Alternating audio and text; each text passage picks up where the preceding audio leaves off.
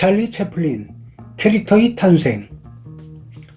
헐렁한 바지 차림에 커다란 구두를 신고 지팡이를 든 채 우스꽝스럽게 걸어가는 연미복 차림의 코스염 신사가 과장된 몸짓으로 거리를 누빈다. 리틀 트램프라는 이름을 가진 이 캐릭터는 전 세계적 아이콘이 되었으며, 이 캐릭터는 영화 산업계 역사상 가장 중요한 캐릭터로 인식되는데, 이러한 캐릭터를 창조해낸 사람은 누구일까? 본명이 찰스 스펜서 채플린인 찰리 채플린 경은 배우, 코미디언, 영화감독이며 음악가로 무성영화 시기에 크게 활약한 영국 출신의 인물로 5살 때 처음 무대에 섰으며 10살 때 극단에 들어가서 뮤지컬에서 연기를 하였으며 크면서 무대 코미디언으로 활동하였습니다. 어린 시절 그의 삶은 부모의 이혼을 시작으로 여러가지 힘든 상황으로 인해 가난과 고난이라는 말 외에는 달리 할 말이 없을 정도로 힘든 상황이었는데, 그러한 삶을 연기에 대한 열정으로 이겨내며 노력한 끝에 23살 때인 1912년에 영화 제작자가 미국으로 초청하면서 당시 할리우드에서 코미디 분야로 유명했던 맥 세너스의 키스톤 스튜디오에 발탁되어서 그의 생애 처음으로 생활비 벌기라는 슬랩스틱 코미디 영화에 출연하였지만 영화는 흥행에 실패하였습니다. 그 후 세 번째 영화 출연작인 마벨의 이상한 재난에서 맥 세넷은 코미디다운 영화를 주문하였고, 채플린은 둥근 책 모자에 꽉 끼는 윗도리와 헐렁한 바지를 입고 짧은 지팡이를 든 자신의 평생 캐릭터가 된 리틀 트램프를 선보이게 되었습니다. 채플린은 나중에 자서전에서 당시 상황을 이렇게 회고하였습니다. 난 정말이지 뭘 어떻게 해야 코미디답게 보일 수 있을지 몰랐다. 어찌되었든 지난번 영화 생활비 벌기 같은 모양새여서는 안 될 것이기에 모든 것을 한번 뒤집어 보기로 했다. 작은 모자에 꽉 끼는 윗도리를 입고 헐렁한 바지를 준비했다.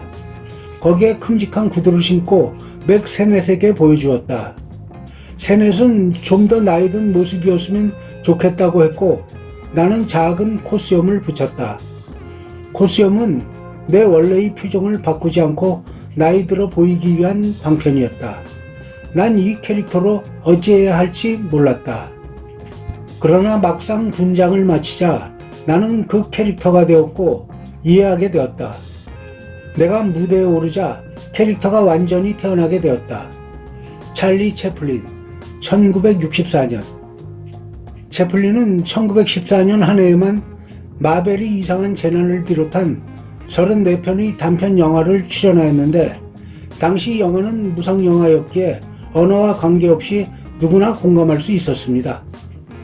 채플린이 키스톤 스튜디오와 영화 출연 계약을 맺었을 때는 주급 $150를 받았었는데, 채플린의 인기와 함께 보수도 천문학적 숫자로 치솟아 1915년 에사네이 영화사와 주급 $1250와 보너스 $10,000에 계약하고 카르멘에 출연했으며, 1916년 뮤철 영화사와는 주급 $10,000와 보너스 $150,000를 받고 매장 감독에 11편에 출연했습니다. 그리고 1917년 퍼스트 내셔널 영화사와는 8편의 영화를 만들기로 하고 $1,000,000를 받으며 단 몇 년 사이에 채플린은 일약 할리우드 최고의 스타가 된 것입니다. 그가 출연한 영화들이 크게 성공하면서 미국의 대표적인 배우로 떠오른 채플린은 제1차 세계대전에서 미국이 참전하게 되자 미국 정부가 발행한 전쟁 채권인 자유채권의 대변인으로도 활동하였습니다. 그 후 1919년에 메리 픽퍼드, 더글러스 페어뱅크스, D.W. 그리피스와 함께 공동으로 유나이티드 아티스츠를 설립한 채플린은 자신의 영화를 혼자 찍을 수 있는 조건을 마련하게 되었습니다. 그의 최초의 장편 영화인 키드를 찍은 후 채플린은 UA에서 파리의 여인, 황금광 시대, 서커스를 찍으면서 왕성한 활동을 하게 됩니다. 1920년대에 자신이 출연했던 유성 영화에 대해 혐오해왔던 그는 시티라이트, 모던 타임스를 무성영화로 촬영했으며 이후 정치적으로 민감한 문제에 귀를 기울이기 시작해 아돌프 히틀러를 풍자한 위대한 독재자를 발표하였습니다. 1940년대에 각종 스캔들과 논쟁에 연루되고 공산주의자의 사상에 동의하였다는 의심을 받게 되면서 채플린의 인기는 추락하게 되었는데, 그 단초를 제공한 것이 1918년에 제작된 어깨총으로, 어깨총의 겉모습은 코미디 영화지만 그 속에는 반전에 대한 강렬한 메시지를 담고 있어서 관객들에게서 호평을 받았으며 제1차 세계대전을 가지고 풍자했기 때문에 참전했던 군인들은 더 적극적으로 호응하고 공감했다고 합니다. 하지만 예전에 우리나라에서 시행했었던 영화 검열과는 다르지만 그 당시 할리우드에서도 전쟁을 소재로 하거나 전쟁을 희화화하는 것은 금기로 여겨졌던 시절이었습니다. 게다가 1940년에 개봉한 위대한 독재자는 대다수 평론가들이 비판에도 불구하고 흥행 신기록을 세웠지만 마지막 장면의 연설 내용으로 용공주의자로 몰리기도 하였습니다.